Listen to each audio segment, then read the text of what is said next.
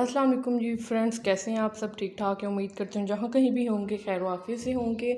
अल्लाह ताला आपको इसी तरह हंसता मुस्कुराता रखे और इसी तरह आपको अपने हिफ्ज़ अमान में रखे। आप सबकी ढेर सारी दुआओं से शुक्र अल्हम्दुलिल्लाह मैं भी बिल्कुल ठीक ठाक हूँ। अच्छा जी, तो अपने व्लॉग का आगाज़ मैं आपके साथ शेयर करने लगी हूँ कि रात को मैंने आपको बताया था कि इब्राहिम की भी तबीयत स्टेबल नहीं हो रही है। हस्बैंड तो काफ़ी हद तक बेहतर हो चुके हैं, लेकिन इब्राहिम की ना अब हालत जो है ना वो नहीं सही, उसकी तबीयत नहीं सही हो रही। तो काफ़ी 2 रातों से वो ना जगा रहा था। तो दिन में भी जो हल्का सा फ़ीवर होता था, मैं सिरप देती हूँ, वो ठीक हो जाता था, लेकिन मुझे ये बात ना कुछ ठीक नहीं लगी। तो रात को ना फिर काफ़ी उसकी तबीयत ख़राब हो गई थी, तो मैंने ना फिर सोचा कि मैं ना इसको ना हॉस्पिटल ले जाती हूँ।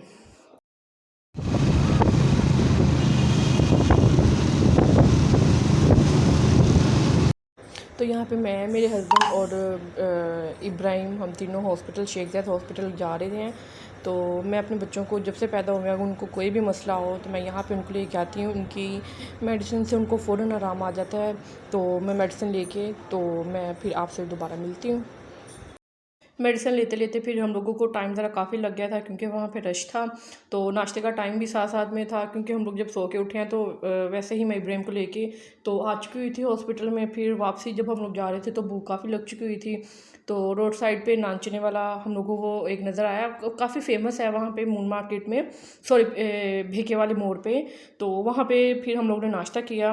तो बहुत मज़े के इनके नानचने होते हैं, मेरी यहाँ तक कि मेरी अम्मी को भी बहुत पसंद है इनके यहाँ के नानचने।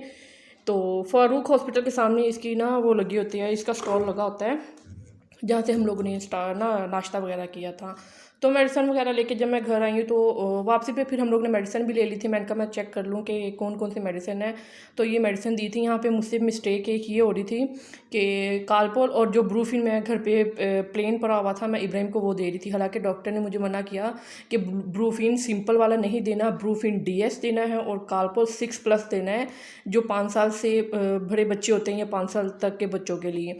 तो वो भी फिर मैंने परचेज़ कर लिए। तो बहरहाल ठीक है, मेडिसिन जैसी भी हो, बच्चों को आराम आना चाहिए।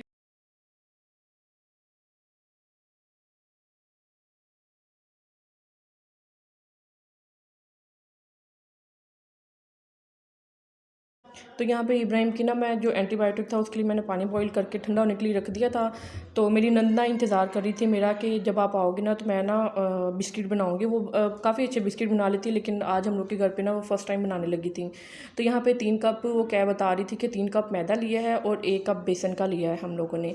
और यहाँ पे वो 1 टेबल स्पून बेकिंग पाउडर इसमें ऐड करना है और half tea spoon baking soda इसमें हम लोग ऐड करेंगे। आगे आपको बताती हूँ कि मेजरमेंट वाला जो कप है वो भी हम लोगों ने कौन सा यूज़ करना है। रेगुलर जो घर पे भरा मग जो हम लोग चाय वाला यूज़ करते हैं, वही कप हम इसमें मैदे का और बेसन का और घी का और शुगर का हम लोग वही यूज़ कर रहे हैं। तो इन सब चीज़ों को जब हम बेकिंग सोडा, बेकिंग पाउडर, मैदा और बेसन हम लोग इकट्ठा कर लेंगे, फिर इसको हम लोग अच्छी तरह से मिक्स कर लेंगे। ऐसे ही अभी ड्राई इसको हम लोग मिक्स करेंगे।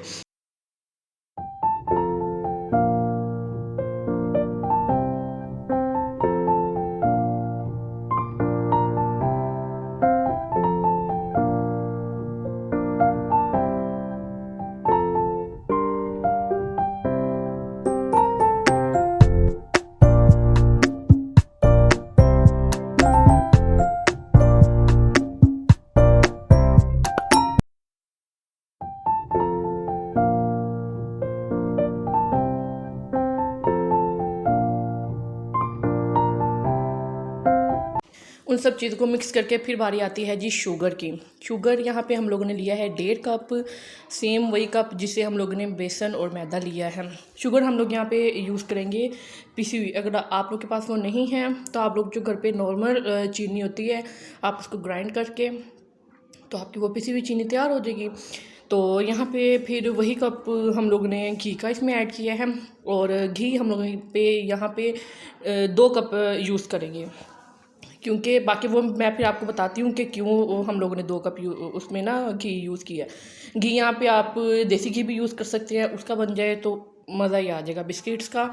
लेकिन अगर आपके पास वो नहीं है तो घर में जो नॉर्मल कुकिंग ऑयल होता है आप वो यूज़ कर लें। तो वो जो 2 कप हम लोगों ने घी लिया था उसको हम लोग चीनी में ऐड करेंगे। चीनी को अच्छी तरह से मिक्स कर लेंगे क्योंकि वो पाउडर तो होगा तो घी में वो इजीली मिक्सअप हो जाएगी। तो फिर जब ये इसको अच्छी तरह से मिक्सअप हो जाएगी, इसकी जो चीनी की जो गुठलियाँ हैं वो इसमें ना हो, क्योंकि वो फिर सही तरह से नहीं होगी।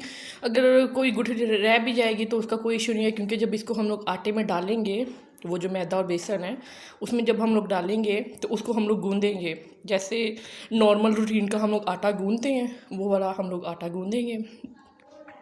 तो ये सब हम जब उसमें डालेंगे घी को और चीनी को, जो जब उसको गूँधेंगे हम लोग, तो जो अगर इसमें बिलफर्ज अगर गुठली होगी भी तो वो उसमें हो जाएगी। आप लोग इसको बीटर से भी कर सकती हैं। अगर बीटर आपके पास नहीं है तो हमारे हाथ जिंदाबाद, हाथ से हम लोग इसको बीट कर लेंगे। तो यहाँ पे जो चीनी और घी का मिक्सचर हम लोगों ने तैयार किया था उसको हम लोगों ने आटे में डाल दिया है। अब इसको हम लोग आटे में डाल के तो इसको हम लोग अच्छी तरह से गूँधेंगे। जैसे घर का आटा गूँधते हैं ना रोटी बनाने के लिए, वैसे ही हम लोग इसको यहाँ पे गूँधेंगे।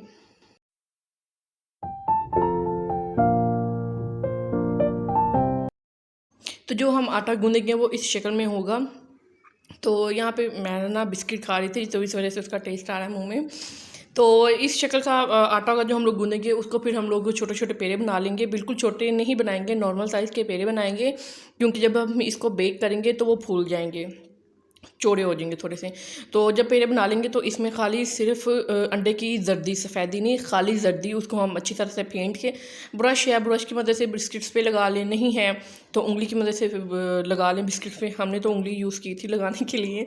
तो बहरहाल जी यहाँ पे फिर बड़ा सा पतीला लेके उसको हम प्री हीट कर लेंगे। नीचे हम लोग उसके पतीले के अंदर हम लोग जो माइक्रो का जो होता है, क्या उसको बोलते हैं, जाली जो रखने वाली होती है माइक्रो में, वो इसके ऊपर अंदर रख के उसके ऊपर फिर हम लोग जो ढक्कन होगा बिस्किट्स वाला वो रख देंगे, जिससे फिर हम लोग के बिस्किट तैयार हो जाएंगे। कम से कम इनको 10 से 15 मिनट लगेंगे, बिस्किट हमारे रेडी। अगर ज़्यादा देर बिस्किट्स को हम लोग पतीले में ही रखेंगे तो वो जल जाएंगे नीचे से और वो खाने में टेस्टी नहीं होंगे। तो बहरहाल मैंने आपको दिखा दिए हैं कि ये नीचे से भी कैसे हैं और ऊपर से भी कैसे हैं बिस्किट। तो जी अपने व्लॉग का एंड करती हूँ पर इतनी सी वीडियो के साथ है, क्योंकि बच्चों की तबीयत ज़रा स्टेबल नहीं है। लेकिन मैंने बहरहाल फिर भी मेरी कोशिश यही थी कि मैं रेसिपी एक नई ट्राई हम लोग करने लगे थे, तो मैंने कहा मैं आपके साथ शेयर ज़रूर करूँ, हो सकता है किसी के काम आ जाए।